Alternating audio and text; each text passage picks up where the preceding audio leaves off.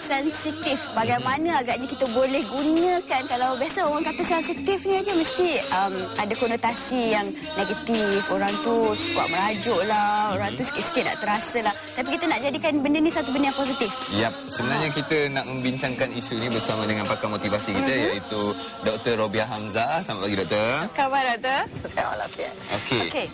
Sensitif. Semua manusia diwajibkan mempunyai sifat sensitif. Adakah itu benar, Doktor?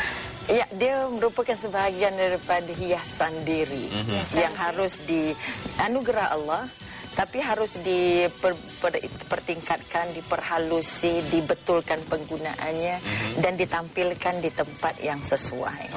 Keadaan yang sesuai dan orang yang sesuai. Dia sama juga dengan zat-zat lain lah. Maknanya dia sebahagian daripada elemen yang membuatkan orang itu jadi cantik, bahagia dan menyenangkan. Okey, cantik, bahagia dan menyenangkan. Menyenangkan. Okey, adakah sensitif yang berunsur positif, Doktor? Okey, kalau dalam hidup ini, kalau kita nak sihat, nak berjaya, semua kalau boleh, kalau kekuatan kita menukarkan sensitif negatif kepada positif adalah satu magnet yang paling cantik. Sebab itu kita kata kita bertuhan. Kalau kita konsep bertuhan, bermakna tidak ada yang tak cantik dalam hidup, yang Allah anugerahkan, yang nak ditinggalkan kekal. Sebab itu Allah kata kalau lapar dia bagi kenyang, kalau sakit dia bagi ubat. Supaya tidak ada merasa yang tak cantik. Sebab itu kita kata secara biasanya orang kata negatif ini kita kata sensitif ini negatif, atau sensitif ini menyulitkan, sensitif ini melukakan, atau sensitif ini buat orang beredap dengan kita. Itu sensitif yang dikekalkan dalam bentuk negatif. Sebab itu kalau boleh kita kata kalau kita tidak ada positif, negatif yang positif, kita tak rasa apa orang rasa. Tidak ada empati. Kita tak mampu untuk membantu. Kita tak mampu untuk bersedih bersamanya.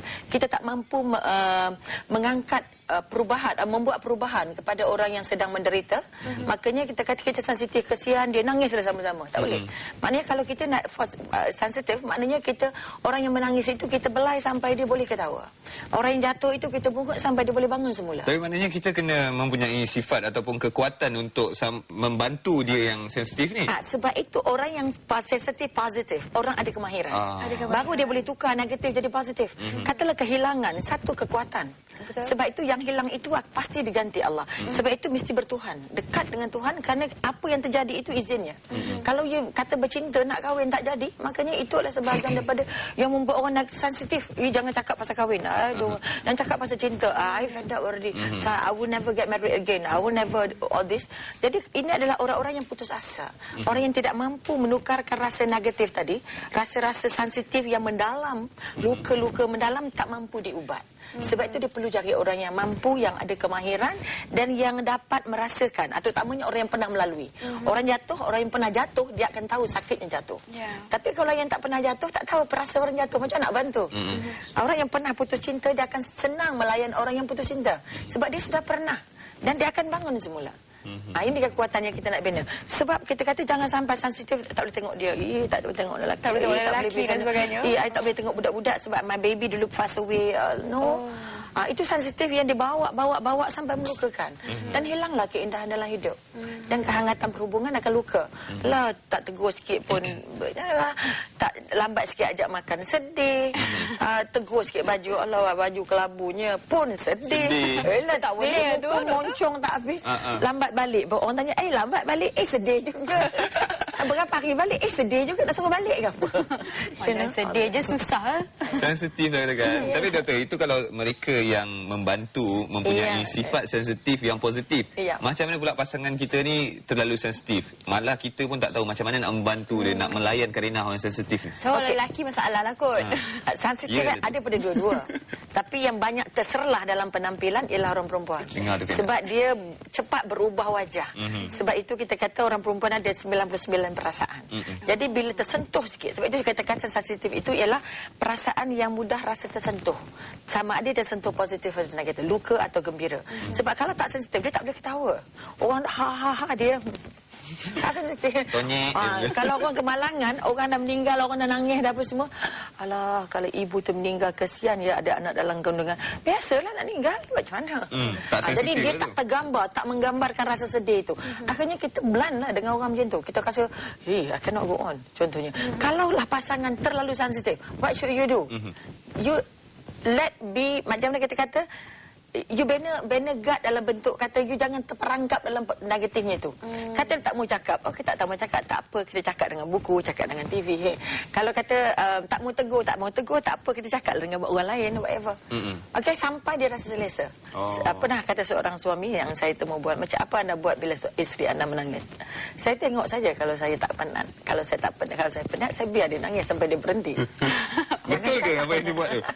Pada prinsip dia betul dan mungkin betul dengan situasi. Kau dah banyak sangat benyek yang macam tu, semua kes. Orang kata baru kahwin wangi dah lama kahwin. Hilang wanginya. Jadi maknanya sensitif untuk tarik perhatian, sensitif untuk dapat pertolongan, sensitif untuk berkongsi perasaan, sensitif untuk buat orang tertarik dengan kita. Sensitif itu banyak tujuan sensitif. Bergantung pada tujuan. Kalau suami isteri tu nak hek tu memang nak perhatian lah. Nak ada benda yang dia tak dapat. Jadi kalau suami tu pandai membacanya, lah, hai tak dapat mi kari pun macam muka kari, letih lah kan. Contoh. So jadi maknanya katalah mengidam, nak itu nak ini, kan mungkin terlambat sikit, mungkin terlupa sikit, sampai hati je lupa air, tahu tak air ni mengidam.